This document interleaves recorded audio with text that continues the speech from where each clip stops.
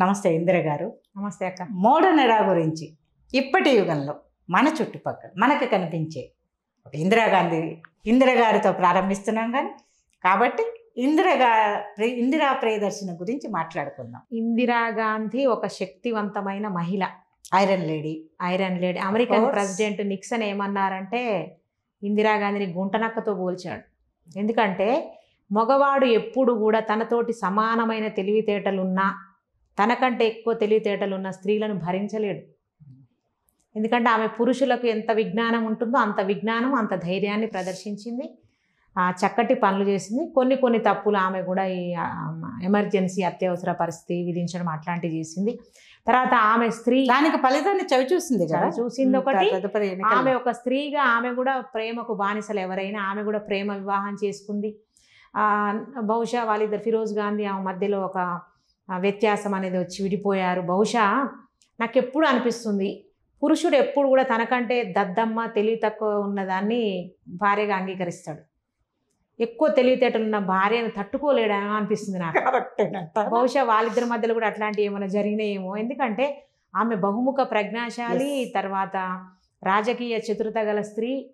ఒక దేశాన్ని 1960, 70లో పరిపాలించిందంటే మరి ఎంత మేధావి అయి ఉండాలి. కాబట్టి బహుశా వాళ్ళ మధ్యలో ఆ సంఘటన జరిగి ఉండొచ్చు. ఎక్స్ట్రీమ్గా గొప్ప లేడీ.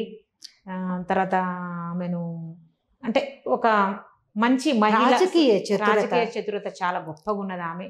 అంటే స్త్రీలు బయటికి రాని రోజులలోనే ఆమె ఒక దేశాన్ని పరిపాలించింది అనేది సాధారణ విషయం కాదు. గుడ్.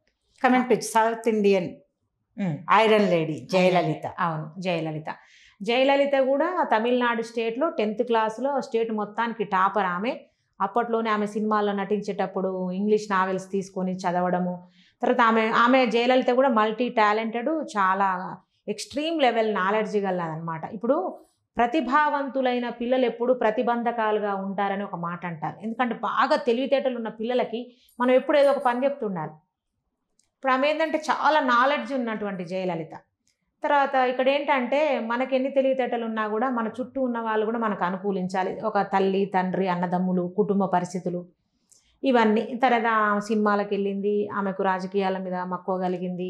ఆమె కూడా జీవితంలో ఎంజీఆర్ కొంత సాన్నిహిత్యము అవన్నీ జరిగినాయి. తర్వాత ఆమె చీర కూడా ద్రౌపది చీరను ఒలిచినట్లు మన అసెంబ్లీలో, తమిళనాడు అసెంబ్లీలో చేస్తే ఆమె కూడా శపథం చేసింది, మళ్ళీ నేను ముఖ్యమంత్రి స్థానంలోనే ఈ శాసనసభకు వస్తాను. అసెంబ్లీనే మార్చేసింది, గెలిచింది, సాధించుకుంది. పురచ్చితలైవి అని బిరుదు పొందింది, అమ్మ అని చెప్పి ప్రేమను ఉన్నది.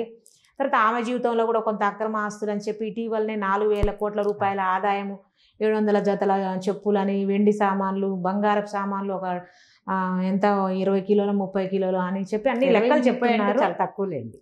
అంటే చెప్తున్నాను, అంటే ప్రతి మనిషి ఆమె అధ్యాయంలోకి శశికళ ప్రవేశం తర్వాత కొంచెం డ్యామేజ్. ఇప్పుడు ఒక మహానుభావుల జీవితంలోకి ఒక పురుగు ప్రవేశిస్తుంది. కైకేయి జీవితంలో మందరు ఉన్నట్లు ఒకళ్ళు ఎదిగే క్రమంలో వాళ్ళ జీవితంలో ఒక నెగిటివ్ అనేది కూడా వస్తుంది.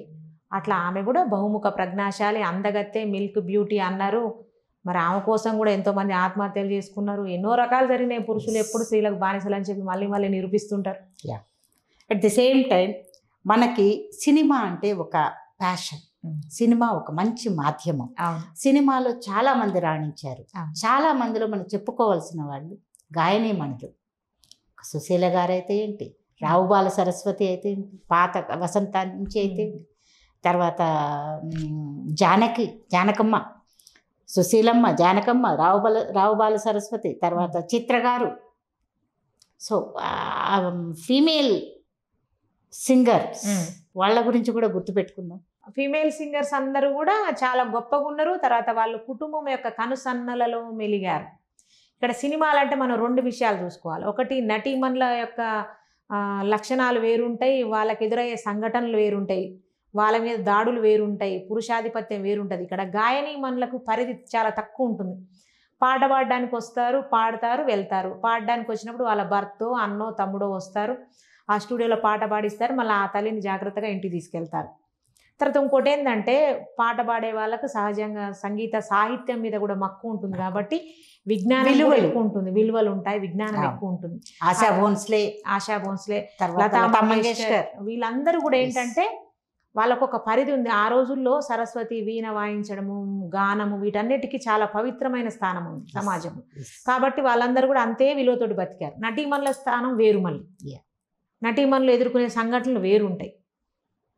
గాయని మనులందరూ అత్యుత్తమైనటువంటి ప్రతిభను ప్రదర్శించారు. ఉషారాణి అందరూ ఉషా ఉత్తప్. ఇక ఆమె ఇంకా ఉషా ఉత్తప్ మరీ నచ్చుతుంది. ఏంటంటే తన వస్త్రధారణ ప్రతి ఒక్కటి కూడా భారతీయ తత్వాన్ని ప్రతిబింబిస్తాయి. ఆమె పాట మాత్రం మోడర్న్ స్టైల్లో ఉంటుంది. అంటే ఎక్కడ కూడా తన భారతీయతను ఆమె మిస్ కాదు. చాలా బాగుంటుంది. Then coming to the celebrity stars, heroines, అలనాటి సావిత్రి నుంచి సౌందర్య, సమంత కమింగ్ వస్తూ పోతూ ఉన్నారు కాలగర్భంలో.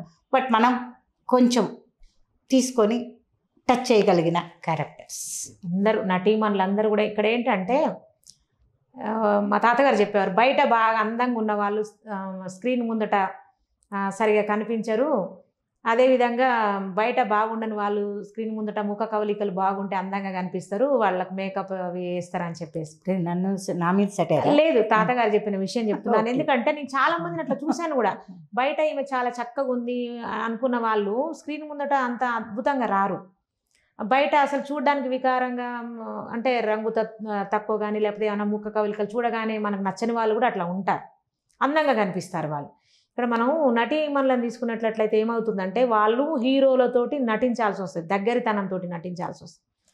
అప్పుడు చాలామంది కూడా శారీరక దాడులు ఎదుర్కొన్న స్త్రీలు ఉన్నారు. అంటే ఆ కెమిస్ట్రీని పండించడంలో ఫిజిక్స్ వీక్ అయిపోతుంది అన్నమాట. దగ్గరితనం అనేది ఎంత గొప్ప మనుషులనైనా నాశనం చేస్తుంది. ఎంత దగ్గరితనం ఉంటే అంత తొందరగా మనుషులు పాడవుతారు. అయితే నటీమణులు కూడా వాళ్ళ నటన ద్వారా పురుషులతోటి సమానంగా నటించిన వాళ్ళు. సావిత్రమ్మ గారే ఉన్నారు, నటించారు, పురుషుల కంటే ఎక్కువ వేతనాలు. విజయశాంతి, లేడీ అమితాబ్, భానుమతి వాళ్ళందరూ పురుషులతోటి సమానంగా పురుషుల కంటే ఎక్కువ వేతనాలు తీసుకున్నారు.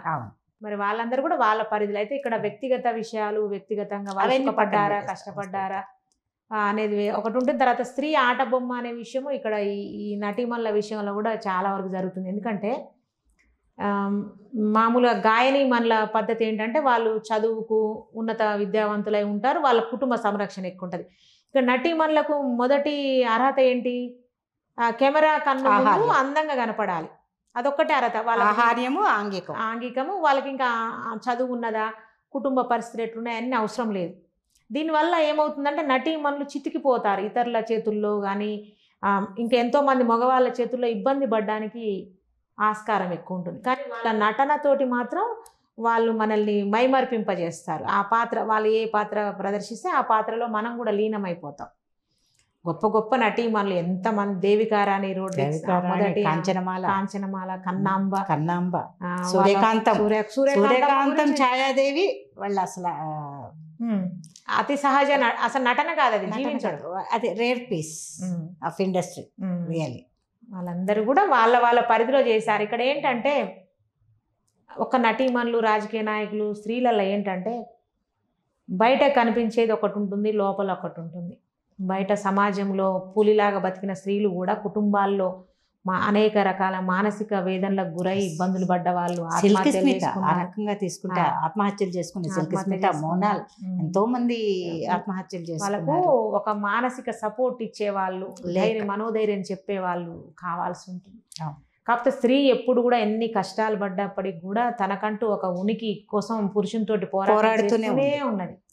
యుగాలు మారినా, తరాలు మారినా 95% సమాజంలో ఎప్పుడు ఉత్తమమైన స్త్రీలనే ఇచ్చింది ప్రకృతి. ఒక 5% మాత్రం అతి నీచమైనటువంటి స్త్రీలను ఇచ్చింది. వాళ్ళ గురించి అవసరం లేదు, ఎందుకంటే చాలా తక్కువ శాతం ఉన్నారు కాబట్టి.